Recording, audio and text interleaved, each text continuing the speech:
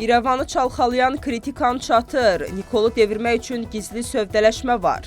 Yeni lider o olacaq. Ermənistanın daxili siyasətində müxalifətlə iqtidar arasındakı gərginlik getdikcə daha sərt fəzaya qədəm qoyur. Gümrü şəhərinin bələdiyyəsinə keçirilən seçkilərdə müxalifətin qələbə əldə etməsi müxalif düşərgəni daha da ruhlandırıb.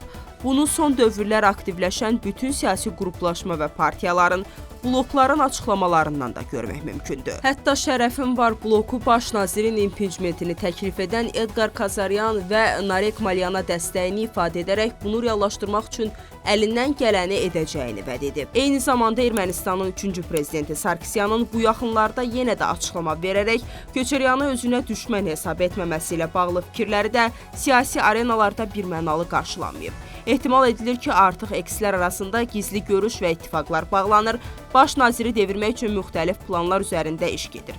Erməni mətbuatında yayılan xəbərlərin analizi də deməyə əsas verir ki, Robert Köçəryan yenidən hakimiyyətə gəlmək, baş nazir olmaq üçün işlərə start verib. Hakim Vətəndaş Müqaviləsi Partiyası isə tez-tez qapalı iclaslar keçirir, müəyyən planlar üzərində işləyir. Son günlər baş verən hadisələr sübut edir ki, Paşinyan komandası Gümrü məğlubiyyətini həzm edə bilmir və həbslər dalğasından istifadə edərək merin kreslosunu əlindən almaq niyyətindədir. Planlara əsasən hakim partiya Martun Qriqoryanla yanaşı mer Vardan Qukasyanın komandasına daxil üzvləri öz tərəfinə çəkmək niyyətindədir. Gəzən söhbətlərə görə bu yaxınlarda Qukasyanın 2 yaxın adamı barədə cinayət işi açılacaq. Əgər bu 2 şəxs könüllü formada vətəndaş müqaviləsinin sıralarına qoşulmasalar, onlara həbs gözləyə bilər. Qeyd edək ki, hakim partiyanın 14 mandatı var. Güc balansını öz xeyrinə dəyişmək üçün isə 17 mandata, yəni əlavə 3 nəfərə də ehtiyac var. Bu səbəbdən də Gümrüdə gərgin vəziyyət yaranıb. Hətta Vətən Partiyasının nümayəndəsi Sosa Kopyan da jurnalistlərə bildirib ki, hakimiyyət seçkilərdən sonra Gümrüdə yaranmış vəziyyəti sabitliyi pozmaq yollarını tapıb. 6 nəfərdən ibarət bizim şəhər blokunun üzvü Karen Badalyan 21 aprel tarixində bildirib ki, başqa işə keçdiyi üçün Ağsaqqallar Şurasında təmsil oluna bilməz və buna görə də istefa ərizəsi yazıb. İcma başçısı qanunla müəyyən edilmiş qaydada vakant vəzifənin qeydiyyatı ilə səlahiyyətlərinə xitam verilməsi haqqında protokol tərtib edib. Lakin müddət bitdikdən sonra ərazi seçki komissiyası lazımi prosedurları həyata keçirə bilməyib. Bundan sonra Karen Badalyan merin protokolunun etibarsız sayılması tələbi ilə məhkəməyə müraciət edib. 2 gün sonra isə yenidən blokdan çıxmaq istədiyini bildirib. Bütün bu hadisələr isə hakim partiyanın təzyiqi nəticəsində ortaya çıxıb.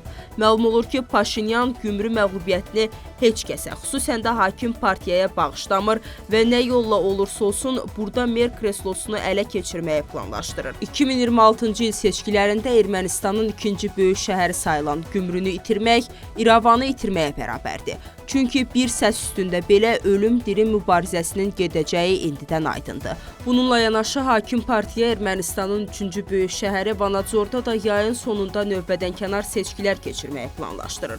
Bununla baş nazir ümumi seçkilərdən əvvəl Vanadzorda mövqelərini möhkəmləndirməyə əsas məqsəd olaraq güdür. Eyni zamanda baş verənlər sübut edir ki, hakim komanda Gümrü fiyaskosunu bir daha yaşamamaq üçün ciddi hazırlıq görür. Bu məqsədlə isə müxtəlif versiyalar nəzərdən keçirilir. Məsələn, hakim partiyanın siyasına Lori vilayətinin qubernatoru Aram Qazaryanın rəhbərlik edəcəyi nəzərdə tutulub.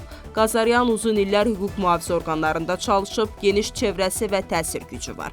Digər plan isə Vanadzor merinin müavini Arkadi Peleşyan ilə bağlıdır. Qeyd etmək yerinə düşər ki, Paşinyanın qanuna xüsusi dəyişiklik edərək Akanı mer müavini təyin edib. 3-cü plana əsasən Movses Şahverdyan Hask partiyası tərəfindən namizəd olacaq və seçkidən sonra hakim partiya ilə koalisiya quracaq.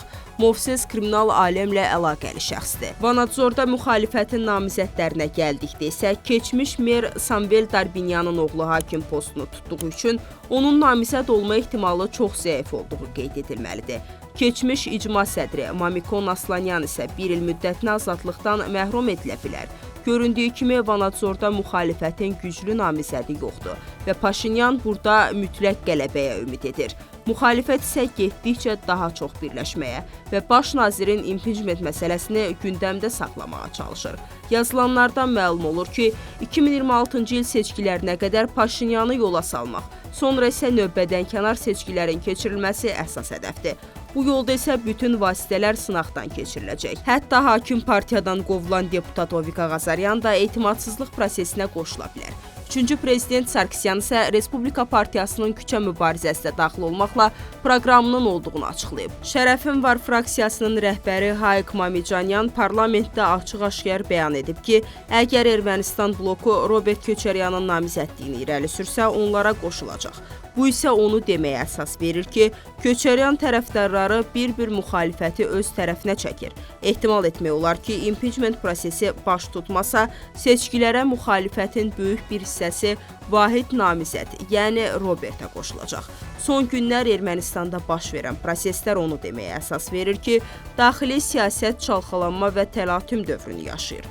Hakim partiyanın əsas məqsədi regionları ələ keçirmək və seçkilərə rahat getməkdir. Bunun üçün isə gümrük fiaskosunu düzəltmək, Vanadzorda qalib gəlməkdir. Sonra isə növbə paytaxt İrəvan olacaq. Elə bəlkə də bu səbəbdən Paşinyan İrəvan merinə məlum insident və qalmaqaldan sonra belə Norq administrasiyasının rəhbərinə toxunmamağı tapşırıb. Müxalifət isə həm küçə mübarizəsinə, həm də impeachment məsələsinə ümid edir.